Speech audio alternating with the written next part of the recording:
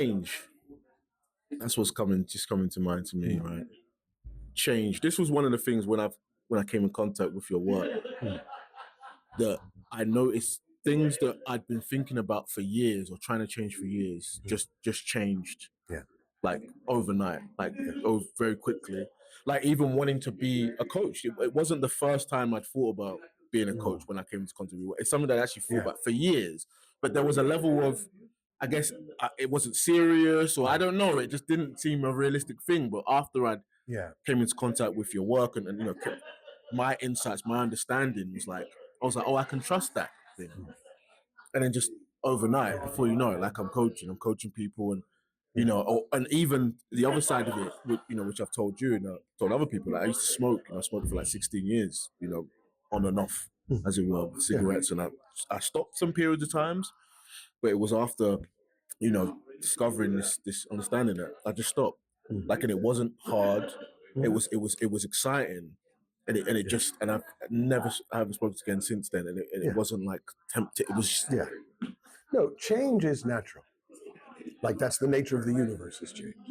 But we have created this idea of change that we are responsible for doing it through discipline, willpower, effort, hard work. And we if we're good at it, we take pride in it. If we're not, we feel shame about it, or we just give up on it altogether. But real change is effortless because it's obvious. So effortless change is a matter of context. And what I mean by that is we live in come with me into the matrix. We live in a thought created reality. Like, yes, there's coffee and things, but we spend 99.9% of our time in a world that is in here, representative maybe of a world out there, but we're living in this one. So if it looks in my world in here like cigarettes are the one thing that let me relax. They're my break. They're my rebellion against the man. They're my nectar. And yeah, I know they're bad for me, but the trade's pretty good. But I'm going to try to change. Well, I'm up against it. That's why I need so much willpower. That's why I need discipline. Because fundamentally, I don't want to change. Why would I want to give that up?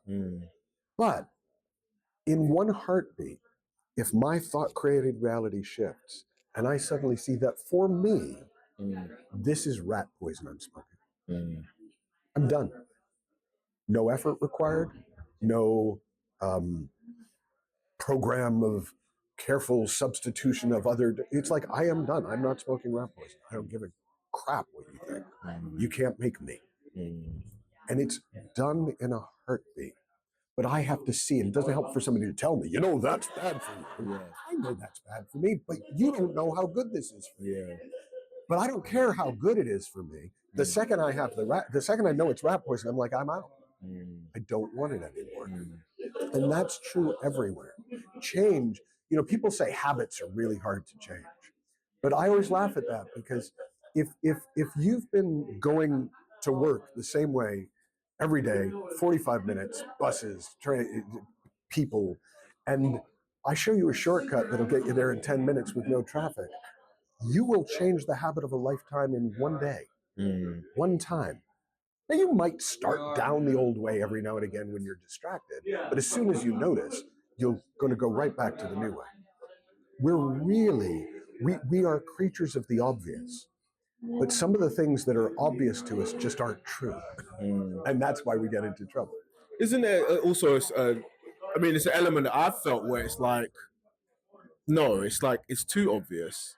And in the context of, you know, where I come from, my community, my society, where it's like, this thing is really hard. And then I'm seeing it, oh, no, it's easy. But then everyone else is saying it's really hard. And I'm like, no, it can't be that easy then, because everyone is saying that this is hard. Right. And look, it is normal that we look outside ourselves instead of trusting this. And there's a learning curve. Like, if you just trust this, you also might end up locked up in jail as a nutter because people don't realize you're the second coming of Jesus, right? Like, I'm not saying don't check every now and again, but fundamentally there is unknowing in human beings. We're all connected to source. We're all connected to the wisdom of the ages.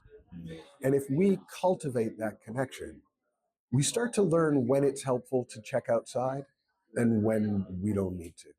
And my favorite way of actually talking about the obvious is the elusive obvious.